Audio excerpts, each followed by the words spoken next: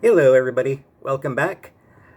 So today's video is about Thor, the movie from 2011. So starts off with the Frost Giants using the Cask of Ancient Winters, which is from the comics. Oh, actually, that reminds me. Thor and just about everything in this movie was created by Kirby and Lee, Jack Kirby and Stan Lee, mostly Jack Kirby.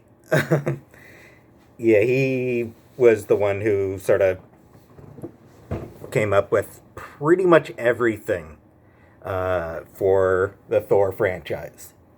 Um, I mean, he was also the one who came up with Thor being blonde instead of a redhead, and Loki being Odin's adopted son rather than his sworn brother.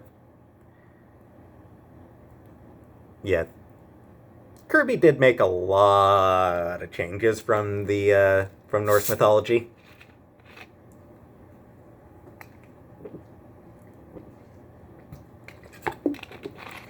And then yeah, a lot of what so yeah, and then what doesn't come from Kirby kind of comes from Walter Simonson, who had a pretty iconic run on Thor in the 80s. And in fact, the Cask of Ancient Winters, its most notable story was during Walter Simonson's run, is a fairly big part of one of the arcs he did, or one of the stories that was part of his run, and actually part of a big crossover. So there was a storyline where the cask got opened on Earth, and then a bunch of other comics, especially ones that were set in New York, ended up having to deal with sudden snow. Which is really cool. Marvel used to do that sort of thing, where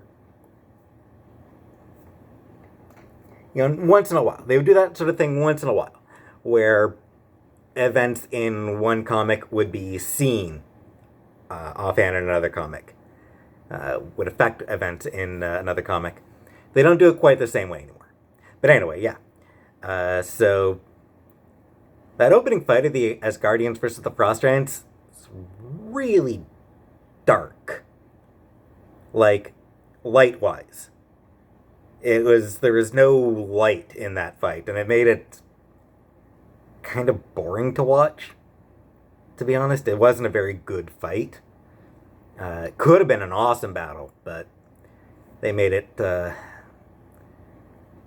They turned the brightness too low on it. When we get to see Asgard, it is a very Kirby-esque Asgard design. Looking less Nordic and more straight up alien. In recent years, Asgard's been designed to look more medieval, I guess. Castles and things like that. But Kirby was all about the weird alien designs. So yeah, see, he made a very alien Asgard. We see that Thor has got some swagger. He's, when we're introduced to him, he's pretty cocky, very confident, very proud. We also see that Sif seems to find his swagger a little bit off-putting or a little bit annoying.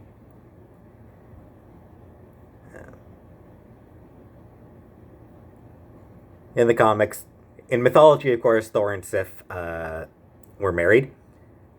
In the comics, they're one of those odd on-again, off-again relationships. When we see the Destroyer is pretty impressive. It looks really cool. Destroyer... I forget if that was I forget if Kirby was the one who created that one. But in the comics, the Destroyer needs a living living mind inside it for it to move. Basically, he needs a soul inside it for it to move. At which point, it just becomes an unstoppable engine of destruction. And when I say unstoppable, I mean like it's completely impervious. It's invincible. That blast it's got can't be stopped. It can even, manage to damage Mjolnir. Blasted a chunk right off of Mjolnir. And random fact about the Destroyer. It was retconned as being invented by Odin to be used against the Celestials. You may remember them being referenced in the first Guardians of the Galaxy, and of course they were a big part of Eternals, which I haven't seen yet. Waiting for it to come out on Marvel Plus because I am not comfortable going to theaters yet. Yeah, so it's designed to fight them. And when the Celestials finally came, they just destroyed the Destroyer. Basically just slagged it. Anywho, that's sort of a story for another time. We see Loki maybe accidentally manipulate Thor into invading Jotunheim.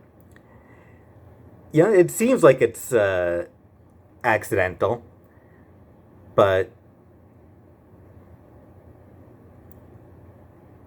when he's written well, you can never really tell with Loki.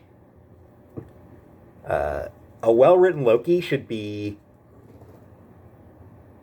a character where you doubt everything they say and where you doubt everything he says and does. Because he is, a master manipulator and god of mischief. He's a trickster. So, yeah, it seems like he might have accidentally convinced Thor to invade Jotunheim, but it's possible that it was on purpose. We get some foreshadowing about the Bifrost when Heimdall explains that if he keeps the Bifrost open, it would destroy Jotunheim. And I do like the little interaction between Thor and Heimdall, with Thor saying, "I have no plans to die today," and Heimdall saying, "None do." That was a good bit. That was a good line. I like that. The conversation between Thor and Laufey is pretty good. It's a good conversation. And I really like the reactions when Laufey calls Thor a princess. Loki's resignation and Thor's smile. Just like, oh, now I get to hit him. And it is a cool fight against the Frost Giants, though there are a few too many quick cuts, I feel.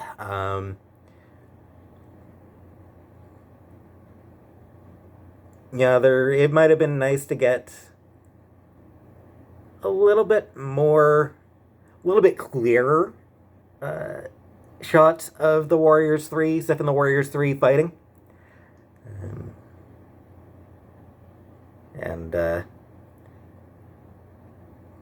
We see first instance of Loki's use of an illusion double, which ends up becoming his one trick, the thing he always does.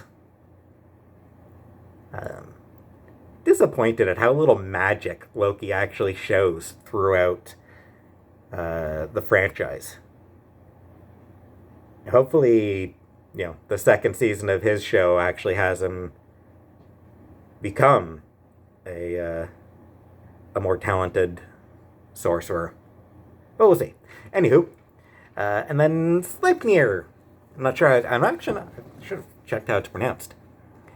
But yeah, the Odin's horse with 8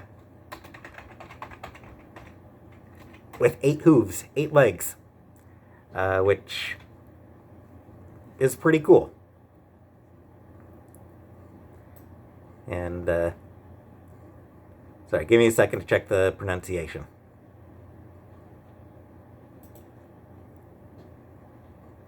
Just grabbing a video off YouTube to check that. Sleipnir. Oh, Sleipnir. Okay. Alright, so... Sleipnir. Hey, go away. And, in mythology, Sleipnir is actually Loki's son. Loki turned into a mare and got bred by a stallion and gave birth to a horse with 8 legs. Mythology. The comics have never really gone into that, aside from occasional side references. But generally, not something that is really discussed there. The scene of Thor being banished is really cool. The argument between Thor and Odin's stripping Thor of his powers and his regalia, and then shoving him through the Bifrost.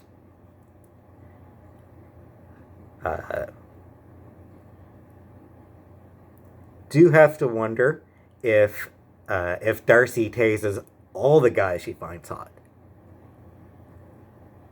And then I like how proud she is of having tased Thor when they get to the hospital. Yeah, Jane just like, she tased him. Yep, I did. She's so happy about it. Also, poli-science major helping with complicated science stuff. Darcy's just great. Kat Jennings is just delightful. This movie could have used more Darcy. And I like the running gag of Jane continuously hitting Thor with a car. That's a good one.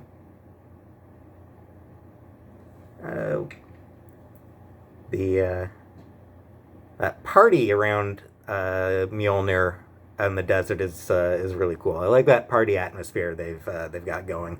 The guy grilling up some sausages, some hot dogs, and Stan Lee gets a speaking cameo, his first speaking cameo in the MCU proper, and it's a funny moment. It's a really funny moment with back of his truck just flipping right off. And then we go back to Thor, and Hemsworth does have a very good body, but it was worth noting. He had to dehydrate himself to get that super cut, super visible muscles. It's not healthy. And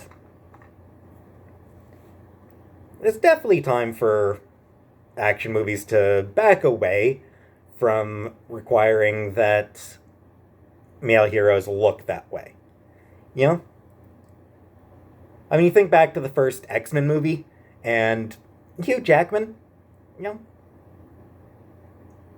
he looked, he looked to be in very good shape as Wolverine. But he didn't have that six pack going on, that clearly defined six pack. That level of muscle definition is not normal. So yeah, let the sexy men have a little bit of softness on them. Don't dehydrate them just to get that muscle definition, that ab definition. I feel it does kind of work for this moment. For Thor. Thor being, superhumanly attractive, muscular, sure.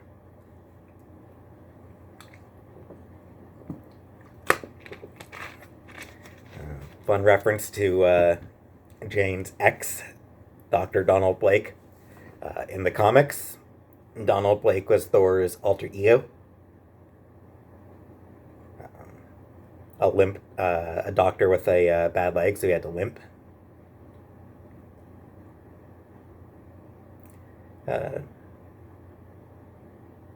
Interesting that Hogan is the first of the group to suspect Loki of being a traitor.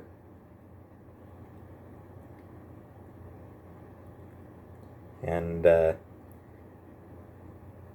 then the confrontation between Loki and Odin is good.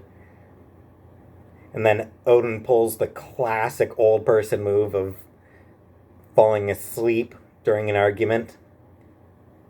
He's not... The argument's not going well for him, so he just falls asleep.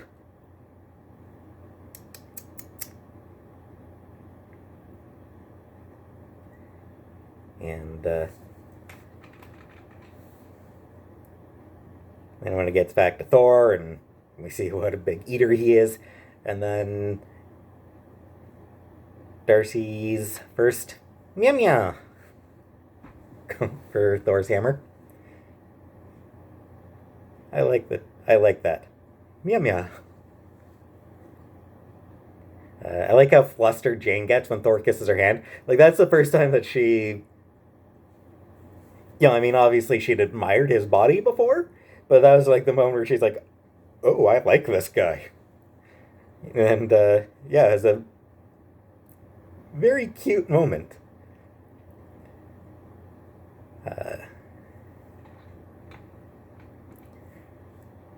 We got some product placement when Darcy talks about her iPod.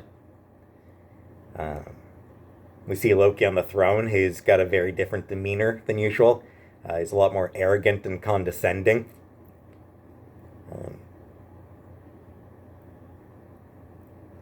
He gets, like, that evil voice going on. Like, it's weird, I find. I suppose it can be, it could be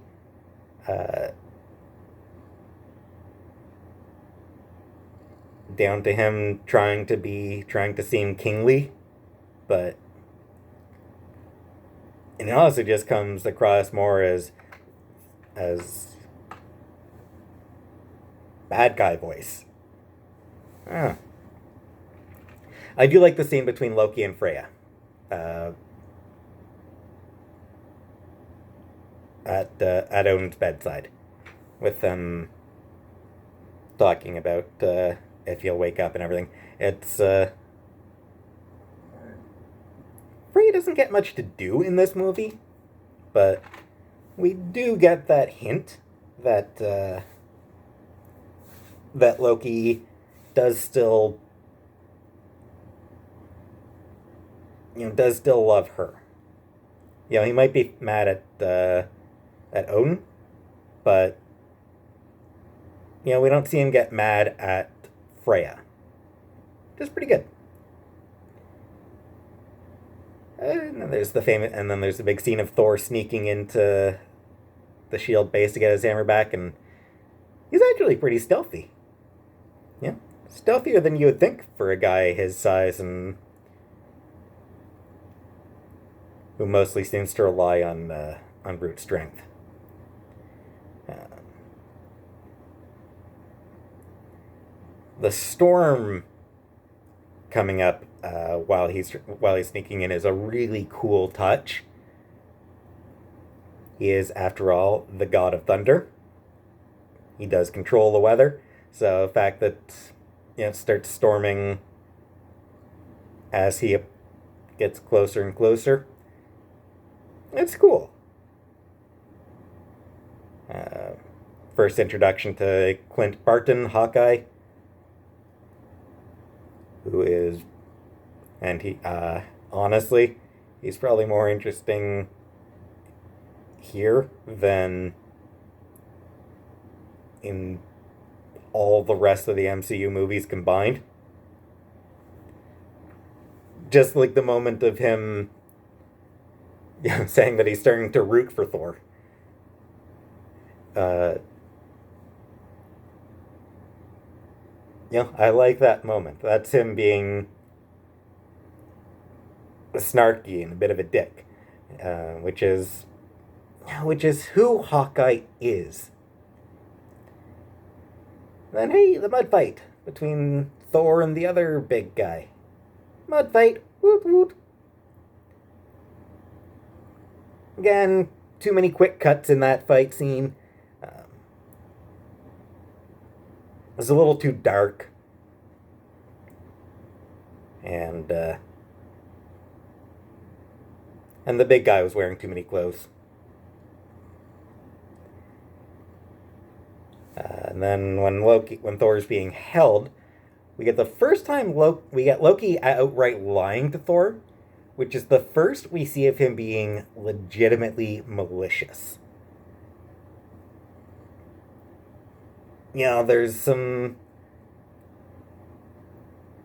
hints beforehand about him being mischievous, and we see him get angry and yell at Odin, but this is the first we see of him being genuinely malicious.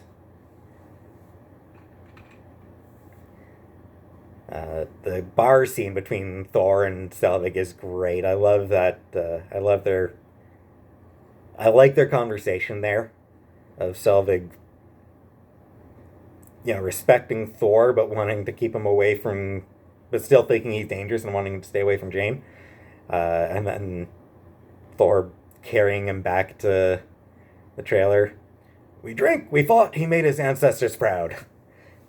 It's such a great line, and a great line delivery from Hemsworth. And, and then the scene between Thor and Jane is it's a cute scene. It's a very romantic scene, and it does sell the attraction between them. And helps to show that Thor isn't just a big muscly moron, that he does know some stuff, that he does have some brains. I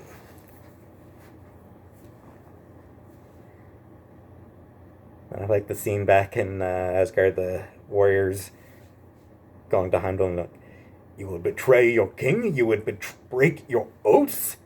Yes, good. Just the way he starts off all serious and then good. And I like and him leaving the sword, being all loopholey.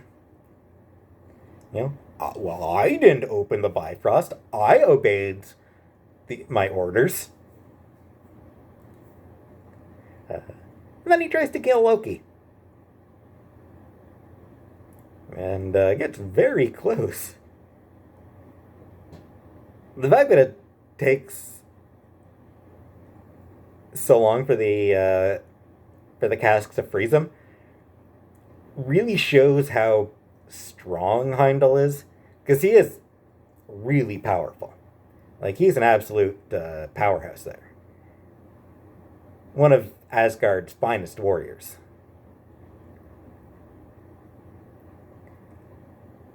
Sif, or the Destroyer fighting the Warrior, Sif and the Warriors 3 is pretty okay.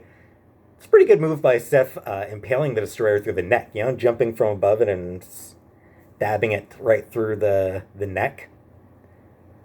It's a smooth move. It's a good move. Didn't work, didn't help, but it was smooth. It was cool. And then scene of Thor and the Destroyer sort of walking towards each other. That is such a great moment. Just so much tension and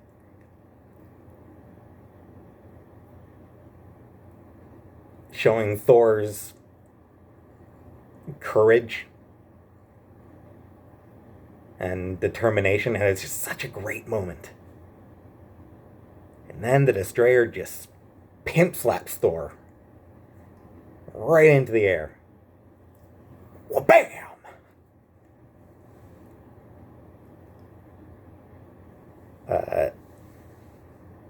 Thor versus the Destroyer was a shitty fight. Like, it was not a good fight at all.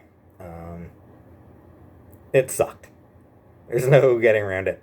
It was a shitty fight. Loki betraying Lothi is a really cool twist.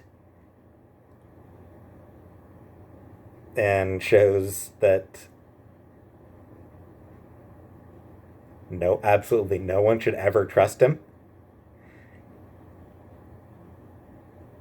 And then the Loki versus Thor fight is pretty good. It's a pretty good fight.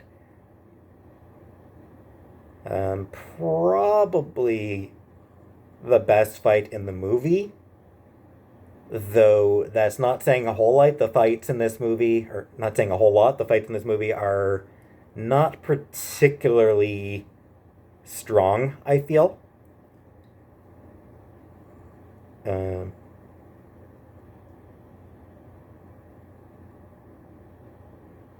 then, overall, I enjoyed the movie. I like that it's the story. I like that it's a movie about Thor's growth from jock to himbo. Thor, once Thor becomes noble, you get some big himbo energy. Well, obviously Ragnarok is where, would be where he reaches peak himbo. I mean, a lot of really good performances. I remember not liking Natalie Portman in this, but she actually does do, a pretty good job. Better than she did in the Star Wars prequels. But yeah, I mean, Natalie Portman does a pretty good job, and then Chris Hemsworth, he may be a fantastic comedic actor, but I think he does have some dramatic chops that are shown in this movie. Yeah, I think he did a really good job. I know a lot of people, tend to not think that Thor and Thor 2 were great movies, but I enjoyed it. And I think that Hemsworth did a really good job. And then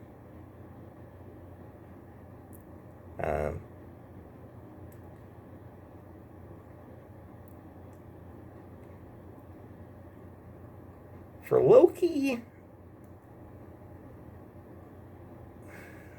this movie is sort of the start. It does have a little bit of the beginnings of what would be the biggest problem with the character, which is specifically that it's hard to know what his motivation is. It gets worse the longer the trilogy goes on, but yeah,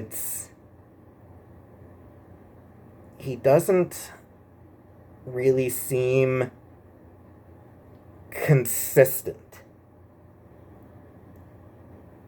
This movie isn't as blatant about it as it will later get, but even here, he feels a little inconsistent at times, in ways that can't be chalked up to him just being a trickster. Ways that are more about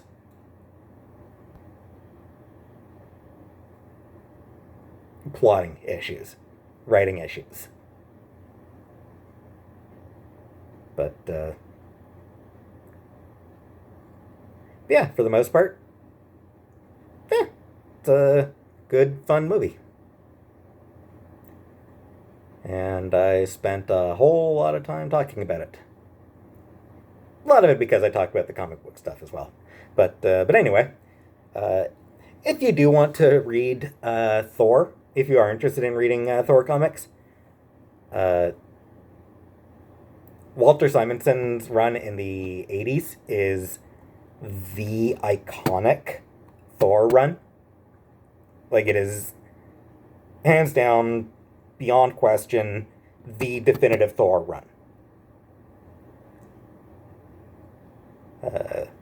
Jason Aaron's Thor run was mostly really good.